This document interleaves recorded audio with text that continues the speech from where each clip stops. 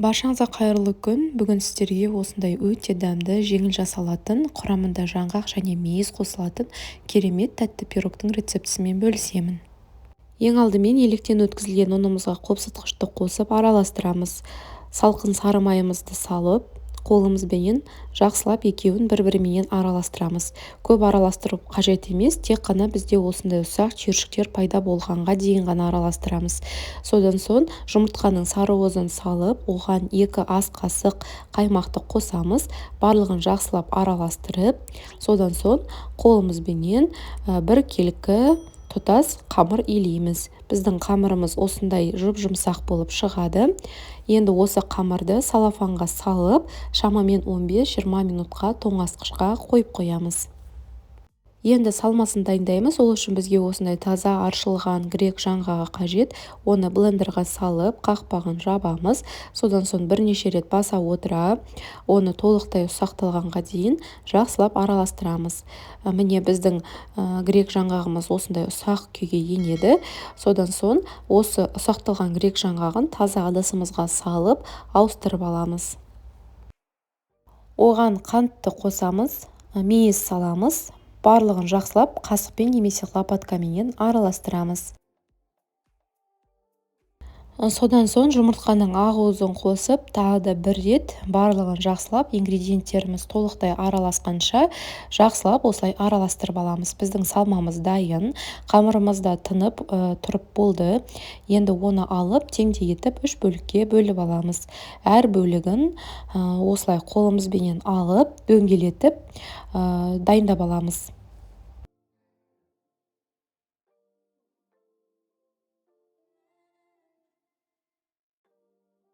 Қамырды жаямыз, дастарханымызға ұнымызды сеуіп, оқтауменен қамырды жақсылап бірдей қалыңдықта, шамамен 1-2 мм-дей жайып аламыз. Содан соң оны алып, осындай формамызға дайындап қойған кез келген форма жарай береді.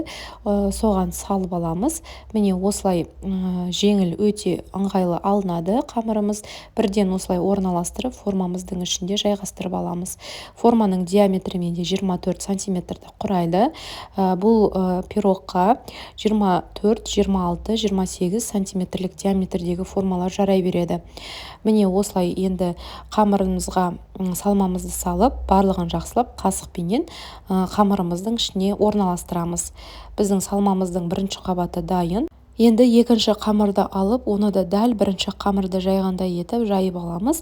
Қамыр қолдарыңызға немесе оқтауға жабысып жатқан болса, онда кішкене ұннан себуге болады.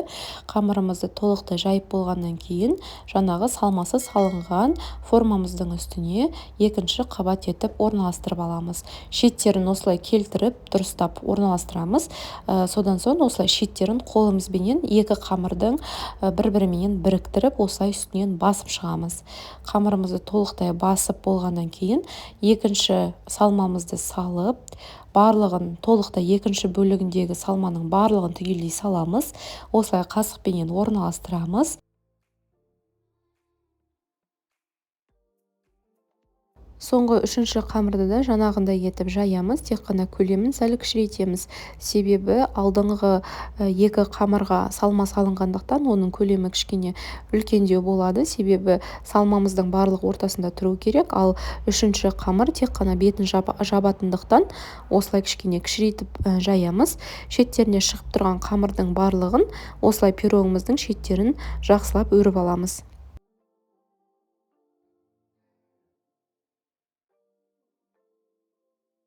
Пирогты қолымызбен осылай басып шығамыз.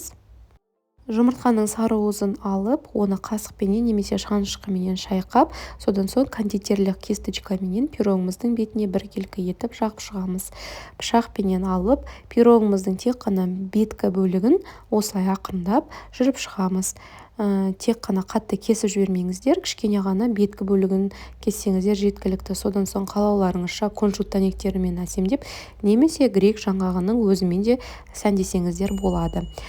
Алдын ала 160-180 градус аралығында қызып тұрған пеште шамамен 30-35 минуттай пісіреміз.